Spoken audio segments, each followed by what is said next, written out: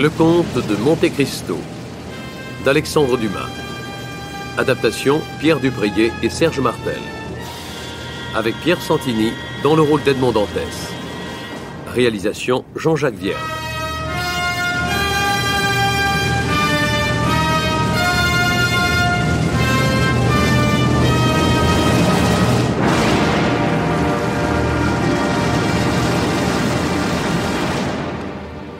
Aujourd'hui, 25e épisode, Étrange retrouvaille.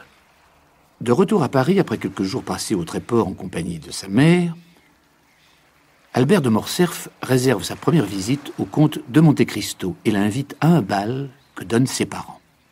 C'est l'occasion pour le jeune homme d'affirmer une fois de plus le peu d'empressement qu'il éprouve à épouser Eugénie Danglars, la fille du banquier. En même temps, Albert demande au comte de transmettre l'invitation à Andrea Cavalcanti pour le bal. Mais Monte Cristo se fait un peu réticent à l'égard du jeune Italien, sans pour autant l'expliquer. Nous avons appris depuis peu que sous le nom d'Andrea Cavalcanti se cache Benedetto, l'enfant adultérin de la baronne Danglars et de Gérard de Villefort. D'autre part, le procureur du roi, intrigué par la personnalité mystérieuse de Monte Cristo, a interrogé sur ce dernier l'abbé Busoni et Lord Wilmore. Il ignorait, bien sûr, que ces deux respectables personnages n'étaient qu'une seule et même personne habilement déguisée, Monte Cristo lui-même. 20 juin 1838. Chez le comte et la comtesse de Morcerf, la soirée bat son plein, et c'est à ce moment que Monte Cristo fait son apparition. Ah, cher comte, avez-vous vu ma mère? Je viens d'avoir l'honneur de la saluer. Mais je n'ai point aperçu votre père. Oh, il n'est pas loin. Tenez, il cause politique là-bas dans ce petit groupe de grandes célébrités. En vérité, ces messieurs sont des célébrités? Assurément. Dans quel genre? Il y a d'abord un savant, ce grand monsieur Sec. Il a découvert dans la campagne de Rome une espèce de lézard qui a une vertèbre de plus que les autres. Et il est revenu faire part à l'Institut de cette découverte. La vertèbre a fait beaucoup de bruit dans le monde savant. Le grand monsieur Sec n'était que chevalier de la Légion d'honneur. On l'a nommé officier. À la bonne heure. Alors s'il trouve une seconde vertèbre, on le fera commandeur. C'est probable. Et cet autre qui a eu la singulière idée de s'affubler d'un habit bleu brodé de vert? Ce n'est pas lui qui a eu l'idée de s'affubler de cet habit. C'est la République qui, voulant donner un uniforme aux académiciens, a prié David de leur dessiner un habit. Ah, ainsi ce monsieur est académicien. Depuis 8 jours. Et quel est son mérite? Sa spécialité? Je crois qu'il enfonce des épingles dans la tête des lapins, qu'il fait manger de la garance aux poules, et qu'il repousse avec des baleines la moelle épinière des chiens. Et il est de l'Académie des sciences pour cela? Non, de l'Académie française. Ah, bien. Mais qu'allons à faire l'Académie française là-dedans? Il paraît qu'il écrit en fort bon style. Et cet autre, à l'habit bleu barbeau? C'est un collègue de mon père qui vient de s'opposer le plus chaudement à ce que la Chambre des pairs ait un uniforme. Il a eu un grand succès de tribune à ce propos-là. Il était mal avec les gazettes libérales, mais sa noble opposition au désir de la cour vient de le raccommoder avec elle. On parle de le nommer ambassadeur. Oh. Et quels sont ses titres à la pairie? Il a fait 2 ou 3 opéras comiques, pris 4 ou 5 actions du journal Le Siècle et voté durant 5 ou 6 ans pour le ministère. Bravo. Vicomte, vous êtes un charmant Cicéron. Merci. Monsieur le baron Danglars, je vous présente mes respects. Pourquoi m'appelez-vous baron? Vous savez bien que je ne tiens pas à mon titre. Ce n'est pas comme vous, vicomte. Vous y tenez, vous, Morcerf, n'est-ce pas? Certainement. Attendu que si je n'étais pas vicomte, je ne serais plus rien. Tandis que vous pouvez sacrifier votre titre de baron, vous resterez encore millionnaire. Ce qui me paraît le plus beau titre sous la royauté de Juillet. Et oui, malheureusement, on n'est pas millionnaire à vie comme on est baron, pair de France ou académicien. Témoin les millionnaires Franck et Pullman de Francfort qui viennent de faire banqueroute. Vraiment? Puisque vous allez parler affaires, souffrez que je vous abandonne un moment. Franck et Pullman? Oui, j'en ai reçu la nouvelle ce soir par un courrier. J'avais quelque chose comme 1 million chez eux. Mais averti à temps, j'en ai exigé le remboursement voici 8 jours. Ah mon Dieu. Ils ont tiré sur moi pour 200 000 francs. Oh. Eh bien, vous voilà prévenu. Leur signature vaut 5%. Oui, mais prévenu trop tard. J'ai fait honneur à leur signature. Oh, eh bien, voilà 200 000 francs qui sont allés rejoindre... Ne parlez pas de ces choses-là. Surtout devant Monsieur Cavalcanti-Fils. Le voilà qui vient vers nous. Cher vicomte, je vous cherchais justement. Il faut que je vous raconte.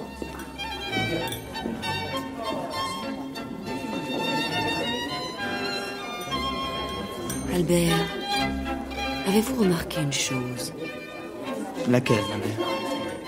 C'est que le comte de Monte Cristo n'a jamais voulu accepter de dîner chez Monsieur de Morcerf. Oui, mais il a accepté de dîner chez moi, puisque c'est par ce déjeuner qu'il a fait son entrée dans le monde. Chez vous, ce n'est pas chez votre père. Et depuis qu'il est ici, je l'examine. Eh bien? Il n'a encore rien pris. Le comte est très sobre. Mais en quoi cela peut-il vous préoccuper? Vous le savez, Albert, les femmes sont singulières. J'aurais vu avec plaisir le comte prendre quelque chose chez moi, ne fût-ce qu'un grain de grenade. Ah, décidément, il faut que je sache à quoi m'en tenir.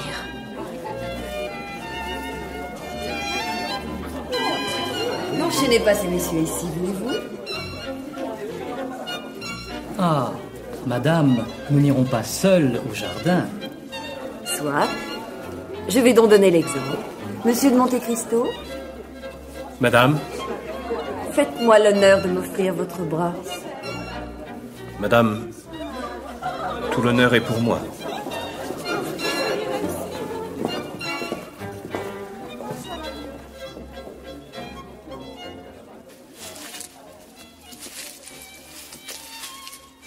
Il faisait trop chaud dans le salon, n'est-ce pas, comte? Oui, madame.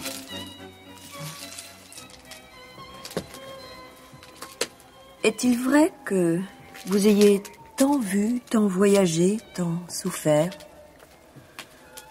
J'ai beaucoup souffert. Oui, madame. Mais vous êtes heureux maintenant? Personne ne m'entend me plaindre. N'êtes-vous pas marié? Qui a pu vous dire cela? On vous a vu conduire à l'opéra une jeune et belle personne. C'est une esclave que j'ai achetée à Constantinople. Une fille de prince, dont j'ai fait ma fille n'ayant pas d'autre affection au monde. Vous n'avez pas de sœur, de fils, de père? Je n'ai personne. Comment pouvez-vous vivre ainsi, sans rien qui vous attache à la vie? Ce n'est pas ma faute, madame. À Malte, j'ai aimé une jeune fille et j'allais l'épouser quand la guerre est venue et m'a enlevé loin d'elle. J'avais cru qu'elle m'aimait assez pour m'attendre. Et quand je suis revenu, elle était mariée. Oui. Et cet amour vous est resté au cœur. On n'aime bien qu'une fois. Et avez-vous jamais revu cette femme? Jamais. Et lui avez-vous pardonné ce qu'elle vous a fait souffrir? À elle, oui. Mais vous haïssez toujours ceux qui vous ont séparé d'elle. Madame, Albert. Oh, ma mère, un grand malheur. Mon Dieu! Monsieur de Villefort est venu chercher sa femme et sa fille, Valentine. Madame la marquise de Saint-Méran est arrivée à Paris apportant la nouvelle que monsieur de Saint-Méran est mort en quittant Marseille, au premier relais. Et qu'est le marquis de Saint-Méran à mademoiselle de Villefort? Son grand-père maternel. Il venait pour hâter le mariage de France d'Épinay et de sa petite fille. Ah, vraiment? Et voilà le mariage de France retardé. Ah, pourquoi monsieur de Saint-Méran n'est-il pas aussi un aïeul de mademoiselle Danglars? Albert! Oh, comte, vous, pour qui il a une si grande considération, dites-lui qu'il a mal parlé. Madame, je ne... Nous sommes amis, n'est-ce pas? Oh, votre ami, madame... Je n'ai point cette prétention. Mais en tout cas, je suis votre bien respectueux serviteur. Merci. Excusez-moi.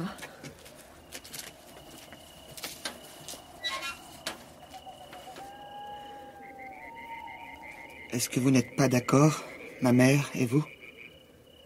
Mais au contraire, puisqu'elle vient de me dire devant vous que nous sommes amis.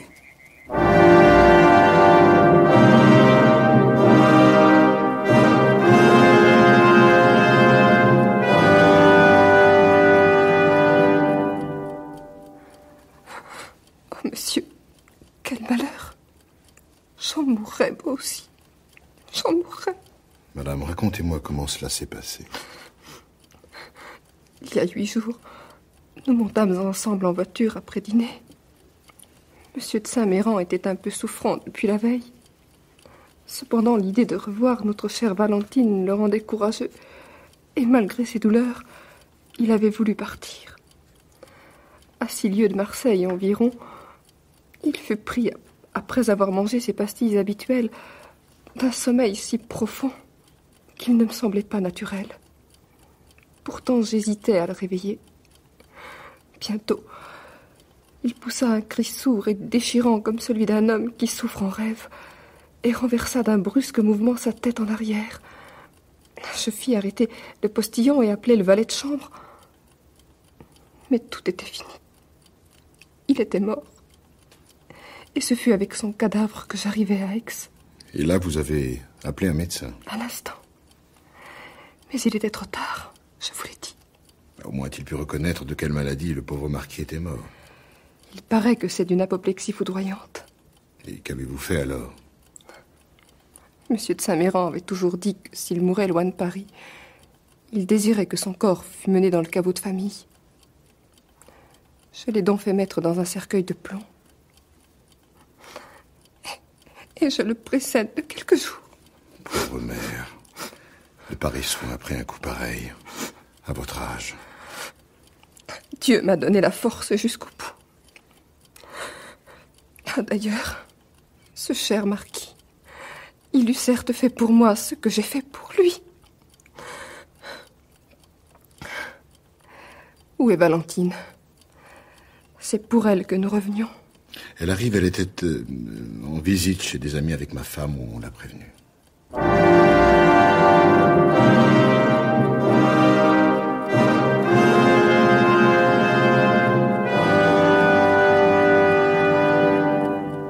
Le lendemain, 21 juin 1838, dans la chambre de la marquise de Saint-Méran.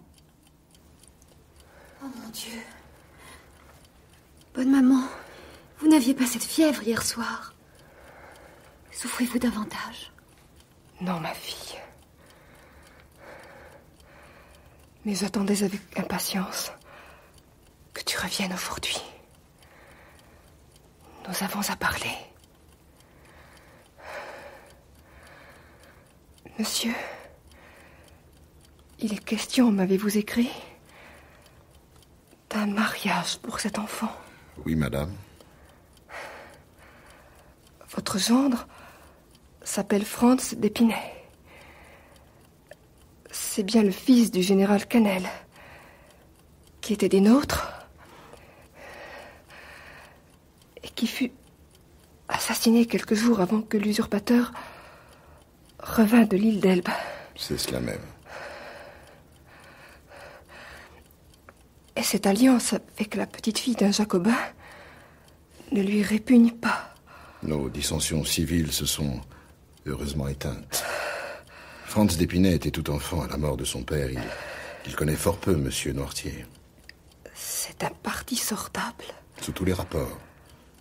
Et le jeune homme jouit de la considération générale. Eh bien, monsieur, il faut vous hâter, car j'ai peu de temps à vivre. Bonne maman. Je sais ce que je dis. Il faut donc vous hâter, afin que n'ayant plus sa mère, Valentine ait au moins sa grand-mère pour bénir son mariage. Je suis la seule qui lui reste du côté de ma pauvre Renée, que vous avez si vite oublié, monsieur. Une belle-mère n'est jamais une mère. Mais les convenances, le deuil tout récent. Moi aussi, ma fille. J'ai été mariée au lit de mort de ma mère et n'ai certes point été malheureuse pour cela. Encore cette idée de mort. Toujours.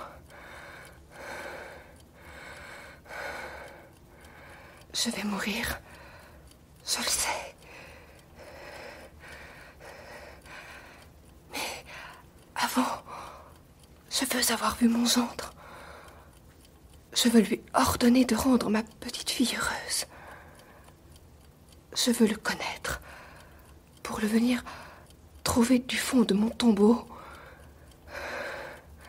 s'il n'était pas ce qu'il faut qu'il soit.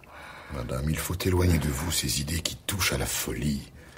Les morts, une fois couchés dans leur tombeau, ils dorment, sans se relever jamais. Il n'en est point ainsi.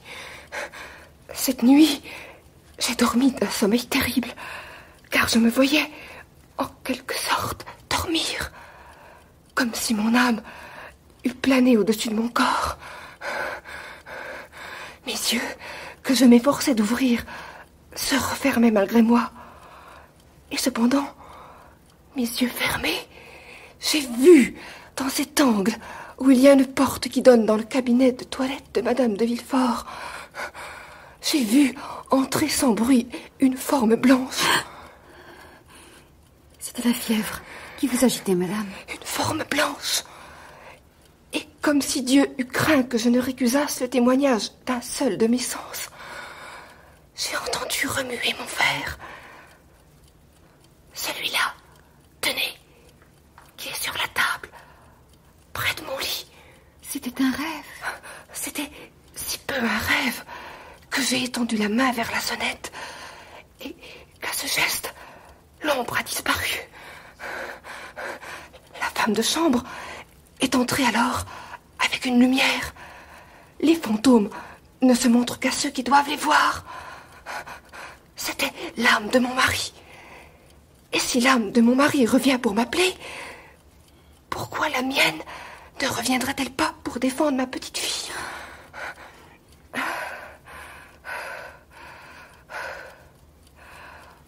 Aussitôt que Monsieur d'Épinay sera arrivé, prévenez-moi. J'ai aussi envoyé chercher le notaire pour m'assurer que tout notre bien revient à Valentine. Oh, ma mère, ce n'est pas un notaire qu'il faut appeler, c'est un médecin. Un médecin? Je ne souffre pas. J'ai soif. Voilà tout. Que buvez-vous, bonne maman? Mon orangeade, comme toujours. Ah, mon verre est là, sur la table. Passez-le-moi.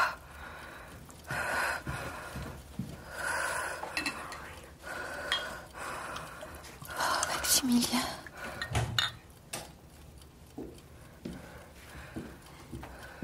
Madame la marquise, c'est le notaire qui est là.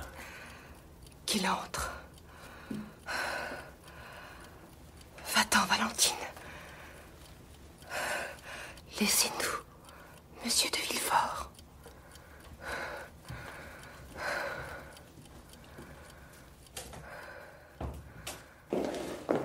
Ah, cher monsieur d'Avrigny, je vous attendais avec impatience.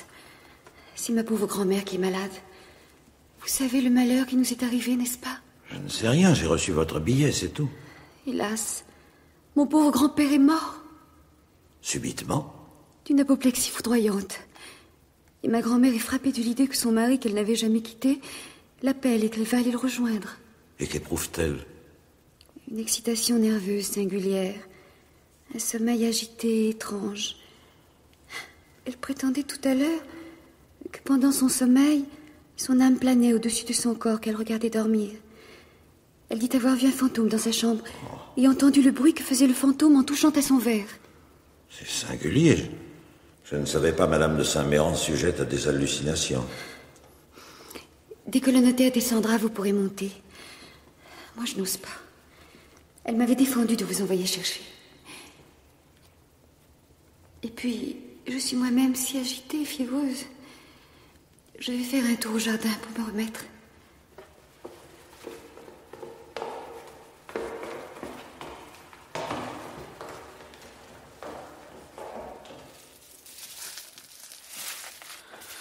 Mademoiselle Valentine. Maximilien. Vous à cette heure? Oui, pauvre ami. Je viens chercher des nouvelles et en apporter de mauvaises. C'est dans la maison du malheur. Chère Valentine, tout ce que je vais vous dire est solennel. À quelle époque compte-t-on vous marier? Ma grand-mère, sur laquelle j'avais compté comme sur un appui, non seulement s'est déclarée pour ce mariage, mais encore le désire à tel point que le retour seul de M. d'Épinay le retarde. Le lendemain de son arrivée, le contrat sera signé. Hélas, M. d'Épinay est arrivé à Paris ce matin. J'étais chez le comte de Monte Cristo, à qui je n'ai parlé de rien, rassurez-vous. Il y a 1 heure, nous causions de choses et d'autres. Tout à coup, la porte s'ouvre. Albert de Morcerf entre, suivi d'un autre jeune homme. Et le comte de s'écrier: « Ah, monsieur le baron Franz d'Épinay. » Oh, tout ce que j'ai de force et de courage dans le cœur, je l'ai appelé pour me contenir. 5 minutes plus tard, je suis sorti anéanti. Pauvre Maximilien. Maintenant, Valentine, répondez-moi comme à un homme à qui votre réponse va donner la mort ou la vie. Que comptez-vous faire? Est-ce votre volonté de lutter contre la mauvaise fortune? Une lutte? Dites plutôt un sacrilège. Quoi? Je lutterai contre l'ordre de mon père, contre le cœur de mon aïeule mourante? C'est impossible. Oui, vous avez raison. Comme vous dites cela? Je vous dis cela, Valentine, comme un homme qui vous admire. Oh oui, je vous admire, mademoiselle. Mademoiselle. Oh, l'égoïste. Il me voit au désespoir et feint de ne pas me comprendre. Mais vous vous trompez. Vous ne voulez pas contrarier M. de Villefort. Vous ne voulez pas désobéir à la marquise de Saint-Méran et demain, vous signerez le contrat qui doit vous lier à votre mari. Mais mon Dieu, puis-je donc faire autrement? Oh, il ne faut pas en appeler à moi, car je suis un mauvais juge dans cette cause. Et mon égoïsme m'aveuglera.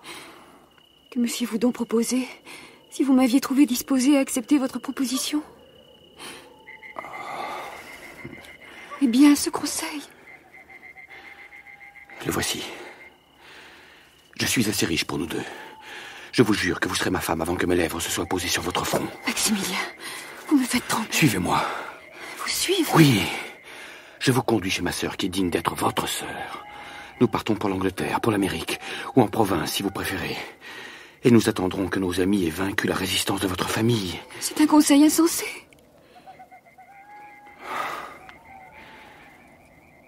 Oui. Oui, vous avez raison. Vous voyez bien. Et demain, vous serez irrévocablement promise à M. Franz d'Épinay. Maximilien, vous me désespérez. Valentine, je vous connais depuis 1 an. Un jour, vous m'avez dit que vous m'aimiez. Je l'ai dit, et c'est vrai. Eh bien, de ce jour, j'ai mis toutes mes chances d'avenir sur votre possession. J'avais cru gagner le ciel et je l'ai perdu. Je vous souhaite une vie assez calme, assez heureuse et assez remplie pour qu'il n'y ait pas de place pour mon souvenir.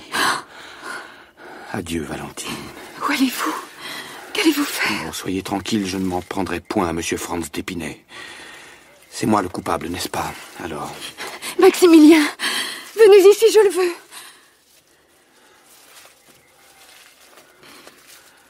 Vous me manquez et ma vie est perdue. Du moment où vous vous éloignez de moi, je reste seul au monde. Alors voilà ce que je ferai. J'attendrai jusqu'à la dernière seconde que vous soyez mariés, car je ne veux pas perdre l'ombre d'une de ces chances inattendues que nous garde quelquefois le hasard.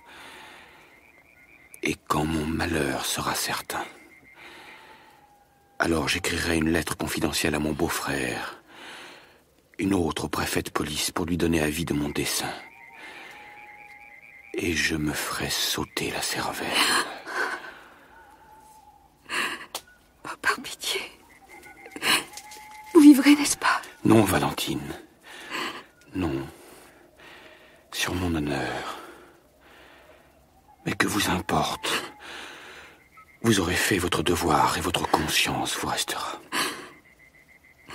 Maximilien, mon ami, mon frère sur la terre, mon véritable époux dans le ciel, je t'en prie, fais comme moi. Vis avec la souffrance. Un jour, peut-être, nous serons réunis. Adieu, Valentine.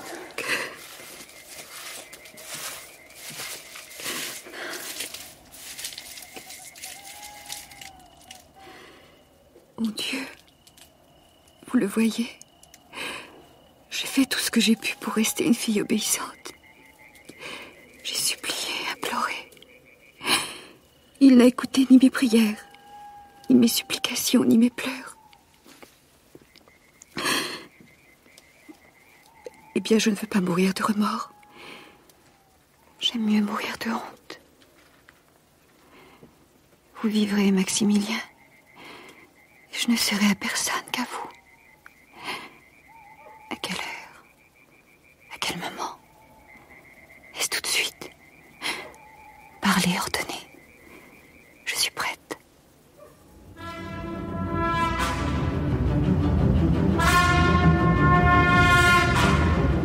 C'était Le Comte de Monte Cristo d'Alexandre Dumas. Adaptation Pierre Dupriez et Serge Martel. Aujourd'hui, 25e épisode, Étrange retrouvaille. Avec Edmond Dantès, alias Monte Cristo, Pierre Santini. Mercedes, Martine Sarcey. Albert de Morcerf, Richard Leduc. Gérard de Villefort, André Oumanski.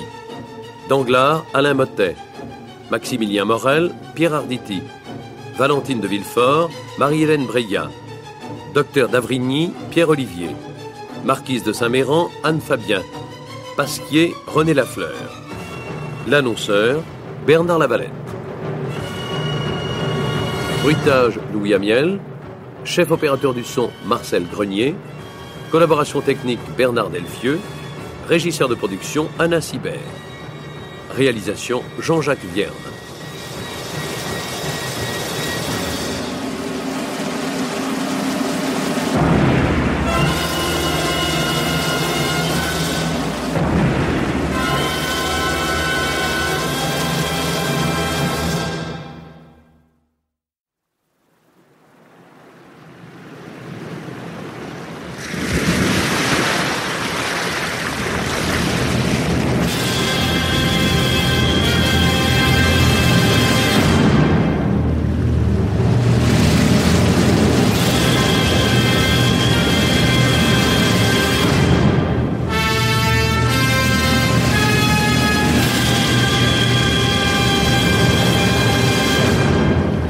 Le Comte de Monte Cristo d'Alexandre Dumas.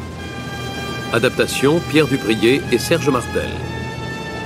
Avec Pierre Santini dans le rôle d'Edmond Dantès. Réalisation Jean-Jacques Vierne.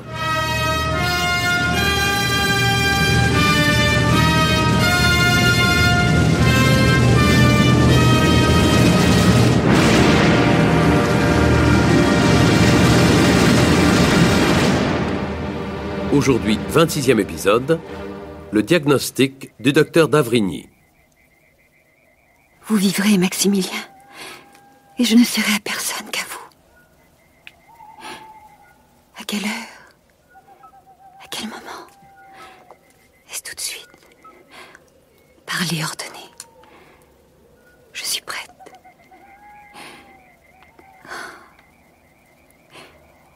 Qui est-ce qui m'aime au monde?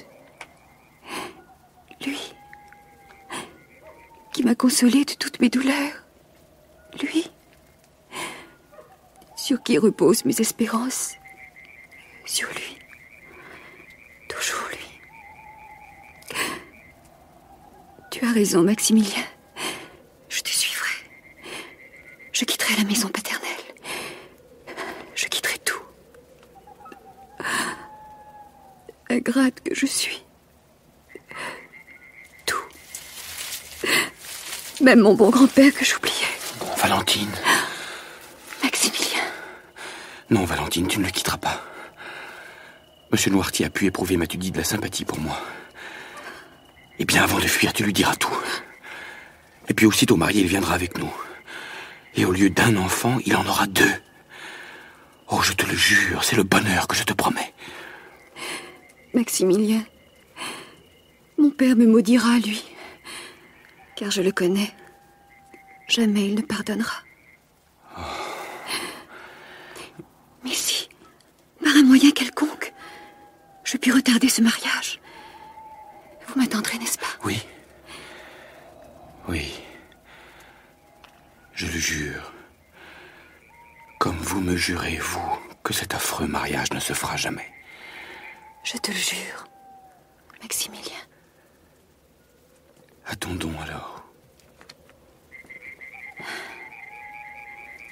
Il y a tant de choses qui peuvent sauver des malheureux comme nous. Je me fie à vous. Seulement, si l'on passe outre à vos prières, si votre père, si Madame de Saint-Méran exige que Monsieur Franz d'Épinay soit appelé demain à signer le contrat...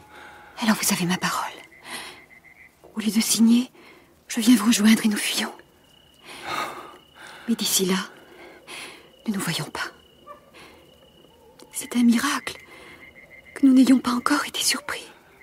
Mais comment saurais-je? Je vous écrirai. Mon Dieu, ce mariage m'est aussi odieux qu'à vous. Oh, merci, ma Valentine adorée, merci.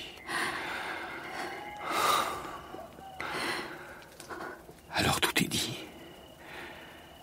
Une fois que je sais l'heure, j'accours ici. Vous franchissez cette palissade dans mes bras. Une voiture vous attendra à la porte de l'enclos. Et je vous conduirai chez ma sœur. Maximilien, ce que vous ferez sera bien fait. Oh, Valentine. Êtes-vous content de votre femme? C'est bien peu que de dire oui. Dites toujours. Oui. Au revoir, Maximilien.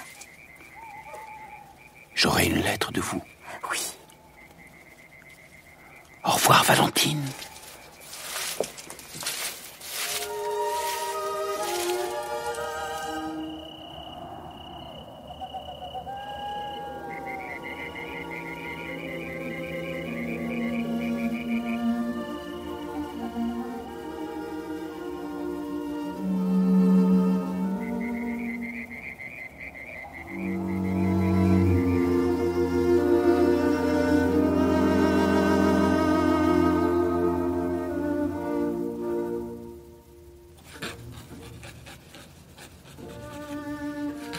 Larmes, supplications, prières n'ont rien fait. Hier, pendant 2 heures, je suis allée à l'église Saint-Philippe-du-Roule. Et pendant 2 heures, j'ai prié Dieu du fond de l'âme. Dieu est insensible comme les hommes. Et la signature du contrat est fixée à ce soir. 9 heures. Je n'ai qu'une parole comme je n'ai qu'un cœur. Et cette parole vous est engagée. Ce cœur est à vous.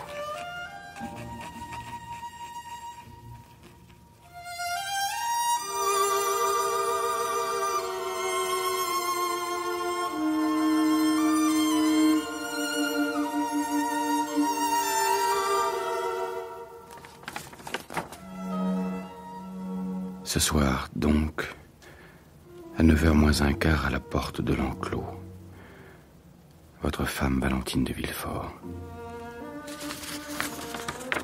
Post-scriptum. Ma pauvre grand-mère va de plus en plus mal. Hier, son exaltation est devenue du délire. Aujourd'hui, son délire est presque folie. Vous m'aimerez bien, n'est-ce pas, Morel, pour me faire oublier que je l'aurais quitté dans cet état. Je crois que l'on cache à grand-papa Noirtier que la signature du contrat doit avoir lieu ce soir.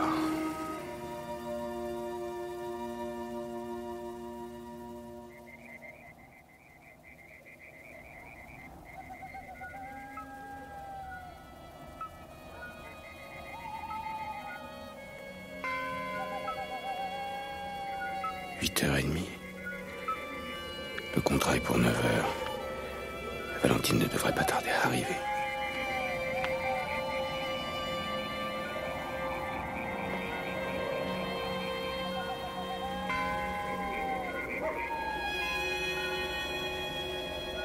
« 9h. Oh, Valentine, que t'arrive-t-il ? »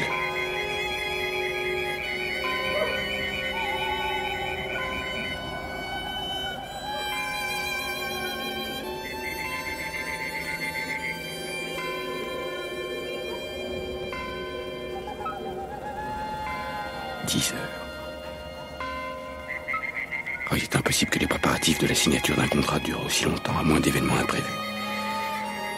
Oh, il s'est passé quelque chose. Elle ne devait pas signer, elle devait fuir, me rejoindre. Mais on l'en a peut-être empêché. Oh, il faut que je sache, moi. Puisque j'ai apporté une échelle, autant m'en servir.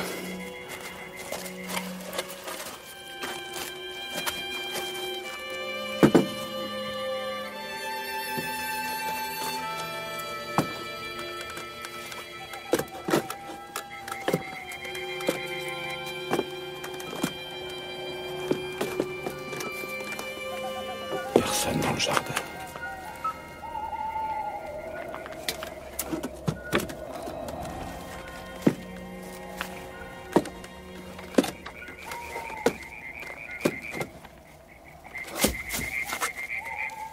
Il y a de la lumière.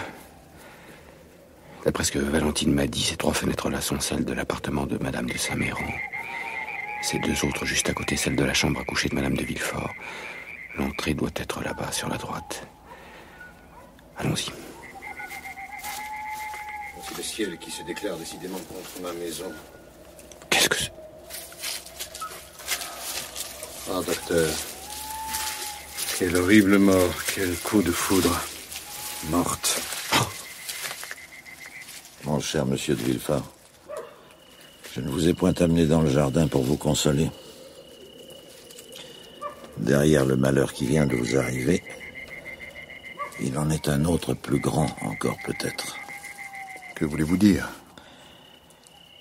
Je tenais à vous voir seul car j'ai une confidence terrible à vous faire. Parlez, docteur, je suis prêt à tout. Madame de Saint-Méran était âgée, sans doute, mais elle jouissait d'une santé excellente. Oh, le chagrin. Cette habitude de vivre depuis 40 ans près du marquis... Ce n'est pas le chagrin, mon cher Villefort. Le chagrin peut tuer, quoique le cas soit rare. Mais il ne tue pas en un jour. Il ne tue pas en 10 minutes. Vous êtes resté là pendant l'agonie. Avez-vous remarqué les symptômes du mal auquel Madame de Saint-Méran a succombé ? Oui, elle a eu 3 attaques successives, à quelques minutes les unes des autres. Et à chaque fois plus rapprochées, plus graves. Continuez. Elle eut d'abord une crise que je pris pour une simple attaque de nerfs. Mais je commençais à m'effrayer réellement lorsque je la vis se soulever sur son lit, les membres et le cou tendu. La seconde crise fut plus terrible que la première. Les mêmes mouvements se reproduisirent. La bouche se contracta et devint violette. À la 3e crise, elle expira. J'avais tout d'abord cru reconnaître le tétanos. En effet, les symptômes du tétanos et de l'empoisonnement par les matières végétales sont absolument les mêmes. Quoi ? Songez-vous bien ce que vous me dites là ? Je connais l'importance de ma déclaration. et le caractère de l'homme à qui je la fais. À son magistrat ou à l'ami que vous parlez? À l'ami seul. Et à l'ami, je dis pendant les 3 quarts d'heure qu'elle a duré, j'ai étudié l'agonie, les convulsions, la mort de Madame de Saint-Méran. Eh bien, dans ma conviction, non seulement la marquise est morte empoisonnée, mais encore je dirais quel poison l'a tuée. Ah, monsieur... Tout y est. Madame de Saint-Méran a succombé à une dose violente de brucine ou de strychnine, que par hasard ou par erreur, on lui a administré. Mais c'est impossible. Vos rêves... Au nom du ciel, je vous en supplie, docteur, dites-moi que vous pouvez vous tromper. Sans doute, je le puis. Mais je ne le crois pas. D'Avrigny, prenez pitié de moi. Depuis quelques jours, il m'arrive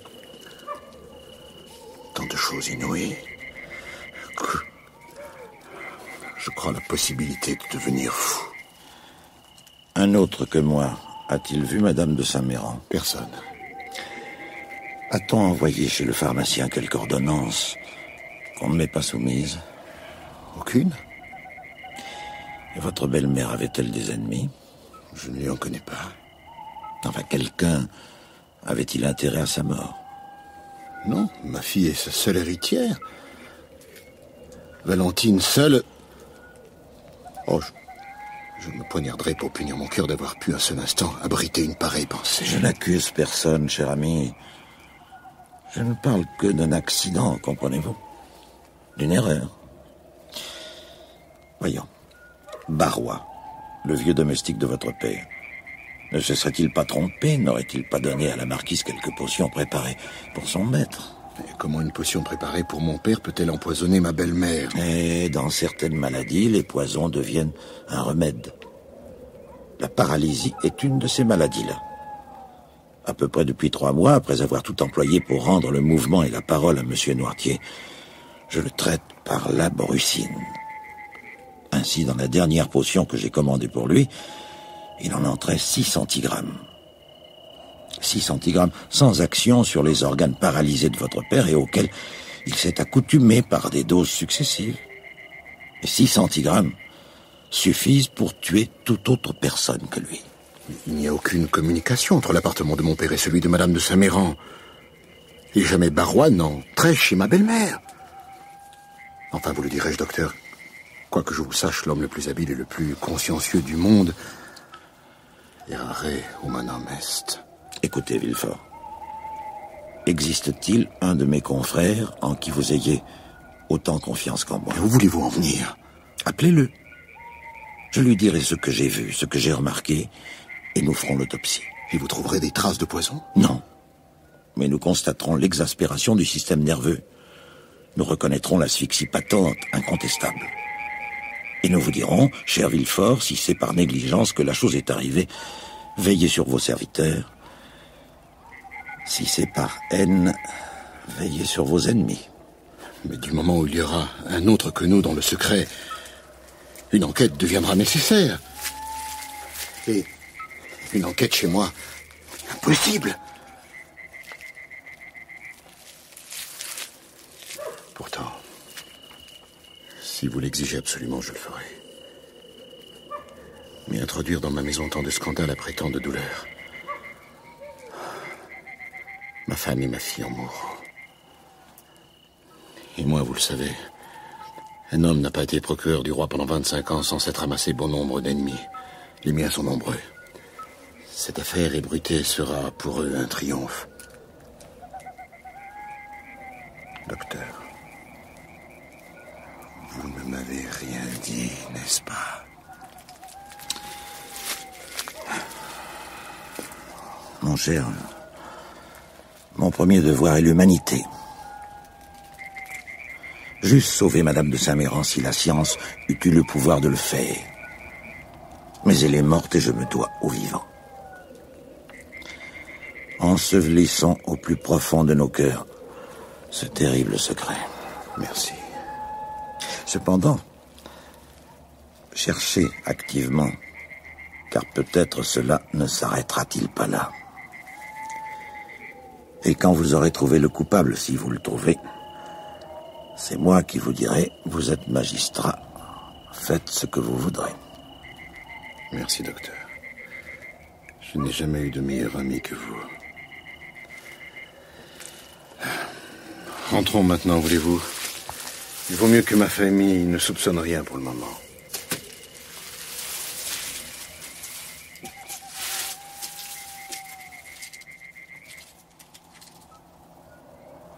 Madame de Saint-Méran morte. Le contrat n'a donc pas été signé. Dieu me protège, mais d'une terrible façon. Et Valentine résistera-t-elle à tant de douleur? Je dois la voir. Oh, elle a besoin de moi, je le sens.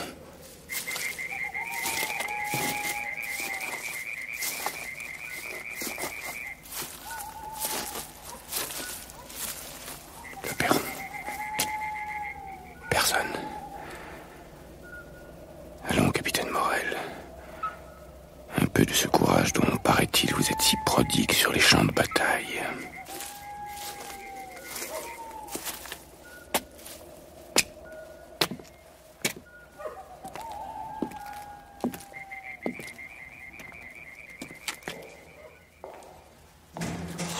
Oui, madame. Je vais apporter cela tout de suite à madame.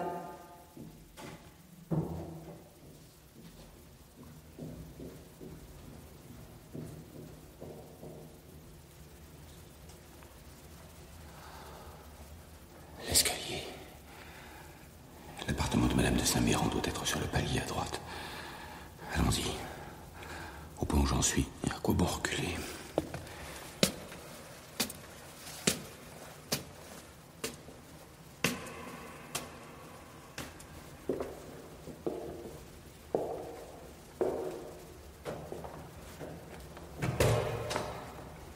Valentine.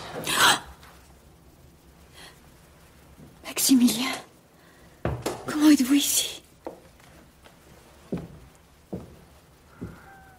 J'étais là depuis 8h30.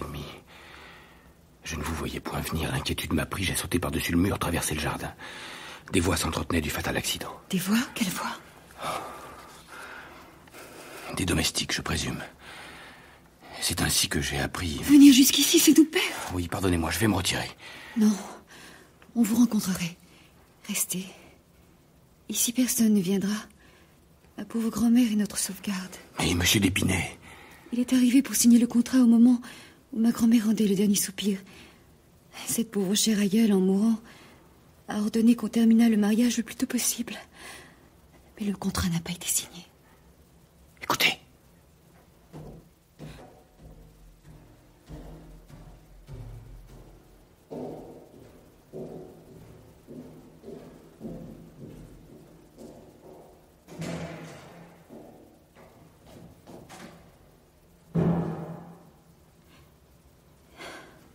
C'est mon père qui est revenu dans son cabinet. Maintenant, vous ne pouvez plus sortir par la porte du jardin ni par celle de la rue. Il n'y a plus qu'une issue. Celle de l'appartement de mon grand-père. Venez. Moi? Chez monsieur Noirtier? Mais y songez-vous? J'y songe depuis longtemps. Je n'ai plus que cet ami au monde. Et nous avons tous deux besoin de lui. Venez.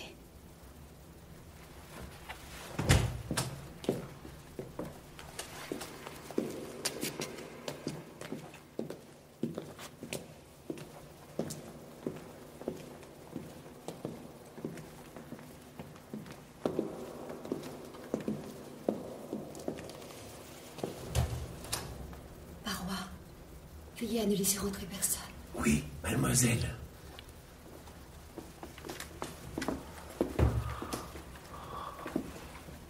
Bon papa, écoute-moi bien. Tu sais que ma grand-mère est morte il y a 1 heure. Et que maintenant, excepté toi, je n'ai plus personne qui m'aime au monde. C'est donc à toi seul que je dois confier mes chagrins ou mes espérances. Voici monsieur Maximilien Morel, le fils de cet honnête commerçant de Marseille dont tu as sans doute entendu parler. Oui, tu le connais. C'est un nom irréprochable, que Maximilien est en train de rendre glorieux. À 30 ans, il est capitaine de Spahis et officier de la Légion d'honneur. Eh bien, bon papa, je l'aime. Il ne serait qu'à lui. Si l'on me force à en épouser un autre, je me laisserai mourir. Ou je me tuerai. Tu aimes Maximilien Morel, n'est-ce pas, grand-père? Il dit oui. Tu peux nous protéger contre la volonté de mon père? Valentine, vous avez un devoir sacré à remplir dans la chambre de votre aïeul. Voulez-vous me permettre de causer un instant avec M. Noirtier? Ah oui, c'est cela qu'il veut. Je vais vous laisser. Sois tranquille, bon papa. Nous avons si souvent parlé de toi qu'il sait comment je te parle. Il sait tout ce que je sais. À tout à l'heure, Maximilien.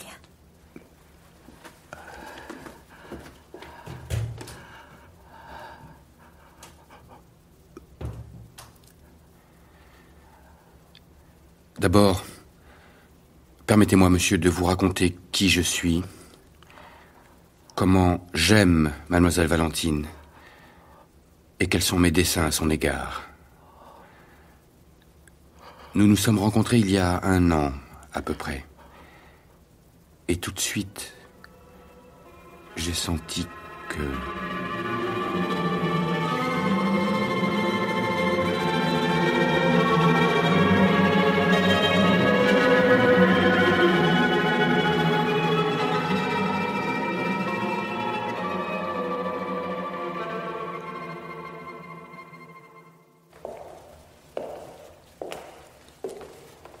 Eh bien, qu'a dit mon grand-père?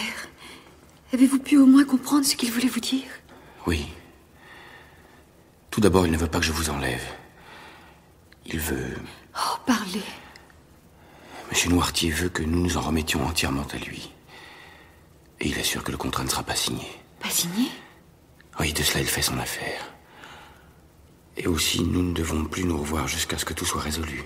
Est-ce possible? Il le faut. Je l'ai juré. Oh, écoutez, chère Valentine, j'ai confiance en Monsieur Noirtier. Il vous aime tant. Mademoiselle, monsieur, il faut partir maintenant. Oui, Barrois. Vous avez raison. Il faut que Monsieur Morel s'en aille avant qu'on le surprenne. Valentine. Au revoir, Maximilien. Suivez Barrois. Il va vous reconduire jusqu'à la rue. Par ici, monsieur.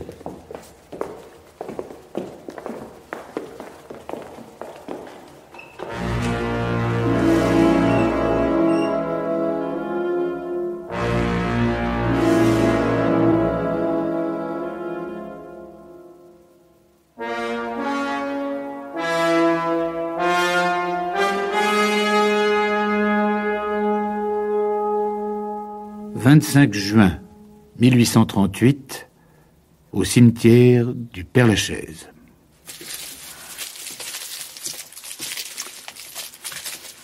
J'ai vu Madame de Saint-Méran l'an dernier à Marseille.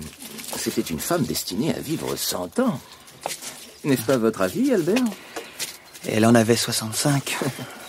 Ce qui l'a tuée, c'est le chagrin ressenti de la mort du marquis. Mais enfin, de quoi est-elle morte? D'une congestion cérébrale, ce qu'il paraît, mon cher Beauchamp. En tout cas, voilà Valentine de Villefort, ou plutôt notre ami Franz d'Épinay, en possession d'un magnifique héritage. 80 000 livres de rente, je crois.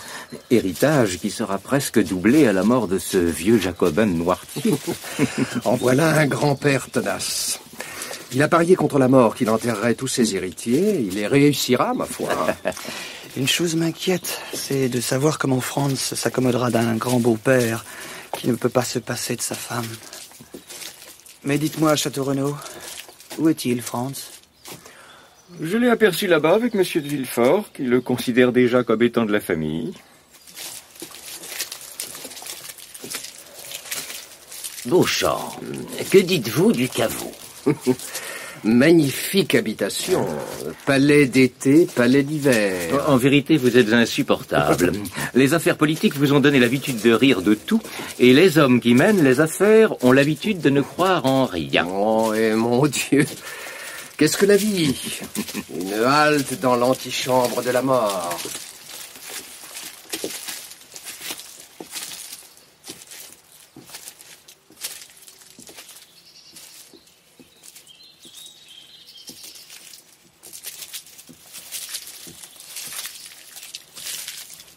Monsieur d'Épinay, quand vous reverrai-je? Je suis à vos ordres, monsieur de Villefort. Vous plaît-il que nous revenions ensemble? Si cela ne vous cause aucun dérangement. Aucun.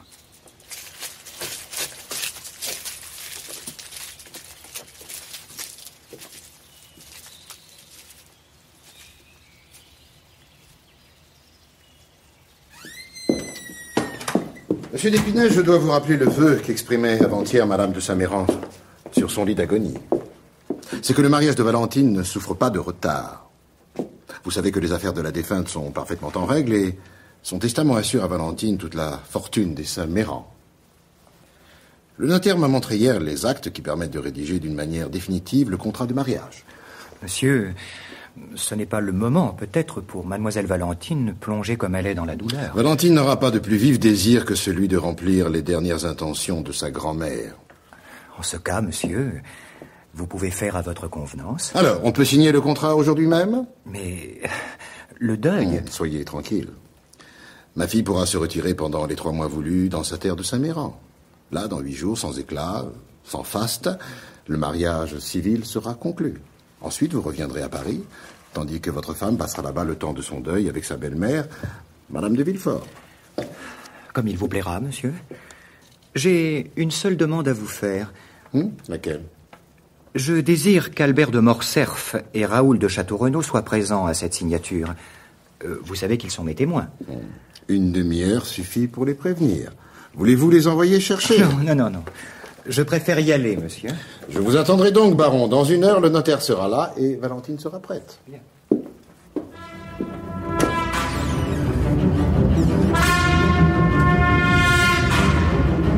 C'était Le Comte de Monte Cristo d'Alexandre Dumas.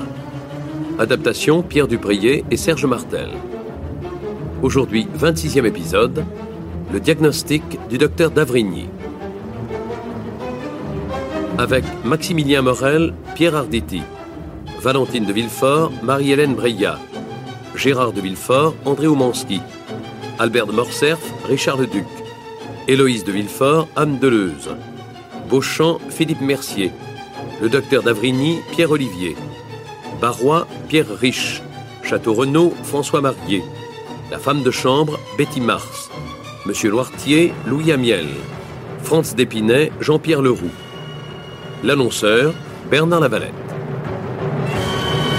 Bruitage, Louis Amiel. Chef opérateur du son, Marcel Grenier.